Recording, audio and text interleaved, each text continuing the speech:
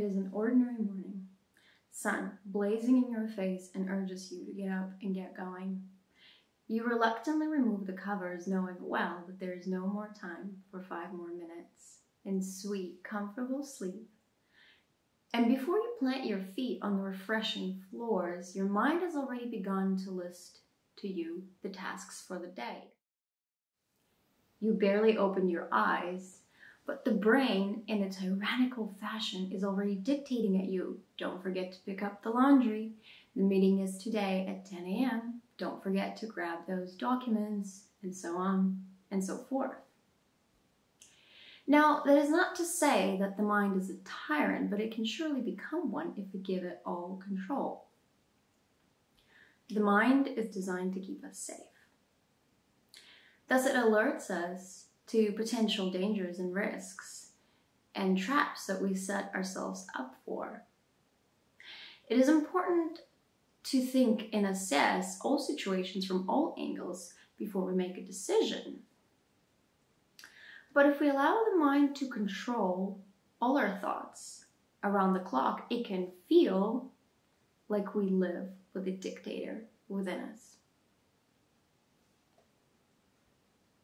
The dictator who creates unreasonable fears, worries, and anxieties that stop us from pursuing our dreams and goals. The question is, how would one stop the anxious thoughts?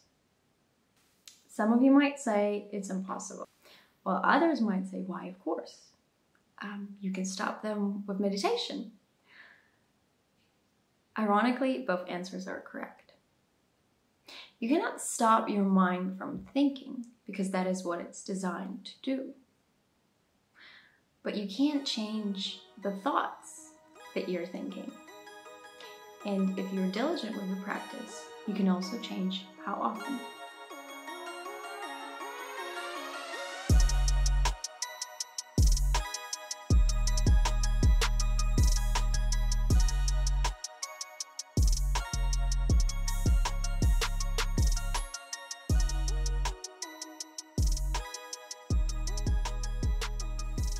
Dr. Masaru Emoto has founded fascinating research by conducting experiments with water particles, kind words, and high-speed photography.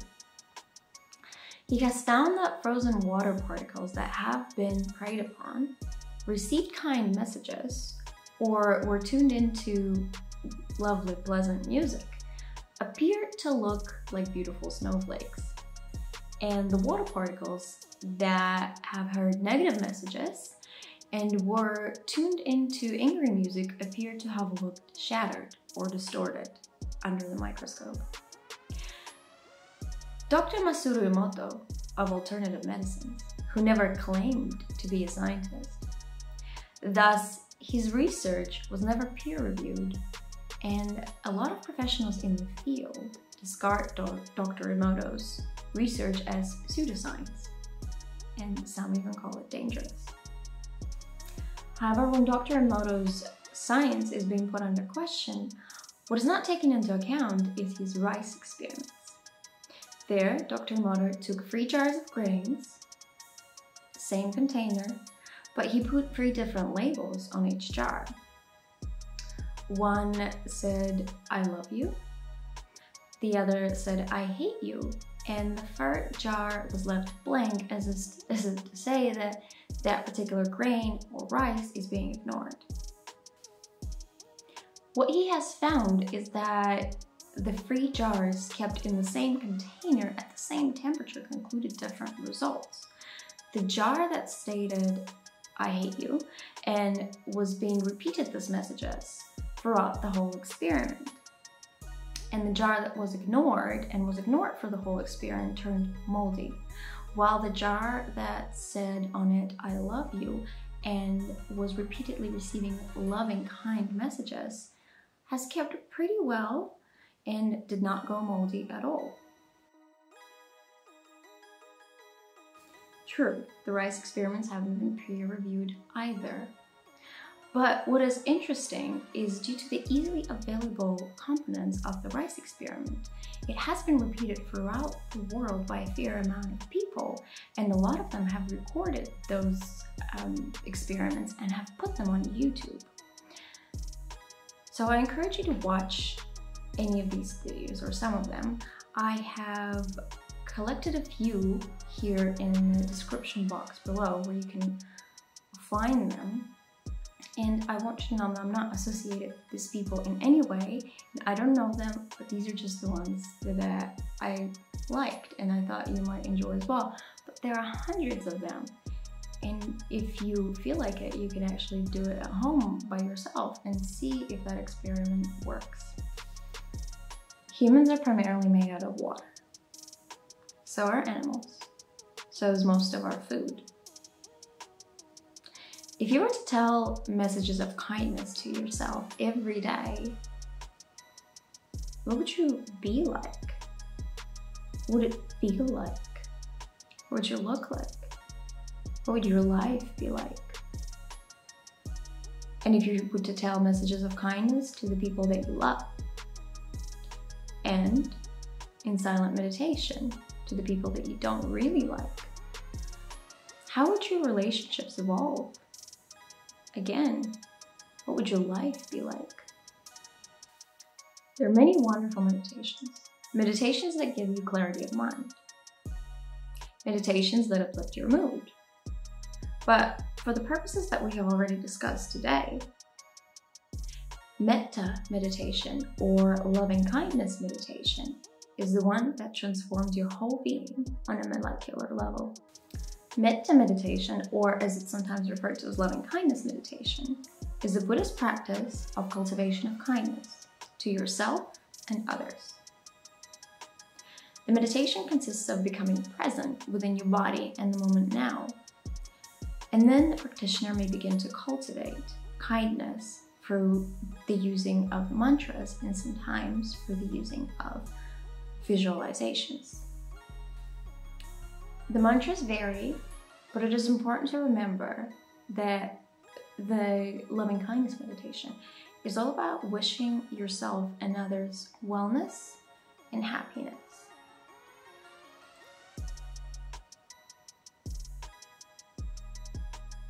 Now, in modern practices, you can hear different variations of the mantra, but the classical ones remain, and they are, may I be well, and may I be happy. Benefits of a meditation practices throughout vary, although they're very similar. However, when it comes to Metta meditation in particular, there have been a number of scientific studies done that report that after completing a Metta meditation, the practitioner instantly feels happier and calmer. However, other meditation practices may take more time or more consecutive meditations to achieve the same state. If you're completely new to meditation, there are wonderful YouTube videos that feature Metta meditation. And if you're not new to meditation, but you're new to Metta, you can also find those meditations on YouTube. There are also a plethora of meditation apps. I only ever use one, and it's because I don't really use it very often. And it's called Insight Timer. And it's a free app. I'm not affiliated with them at all. And there they have a variety of Metta meditations as well. On this channel, you can also find a version of loving kindness meditation. So please let me know if you enjoyed it, if you get a chance to try it out for yourself. You can also do this meditation on your own time, in your own way, anywhere, without music. And you don't necessarily need to spend a lot of time unless you wish to do so, of course. All you need is to remember the mantras. On the breathe in, we say, may I be well, and on the out breath, you say, may I be happy. Remember that the rice experiment takes at least a month or longer to show any results. So please be patient with yourself and your practice. And if you have tried the meditation, Metta Meditation, or any other that is similar and showed the same results, then I would love to hear about it in the comments below. Also, please let me know what you think about the subject in general. And I thank you for watching. Please take care, and I wish you all love and kindness. May you be well, may you be happy. Namaste.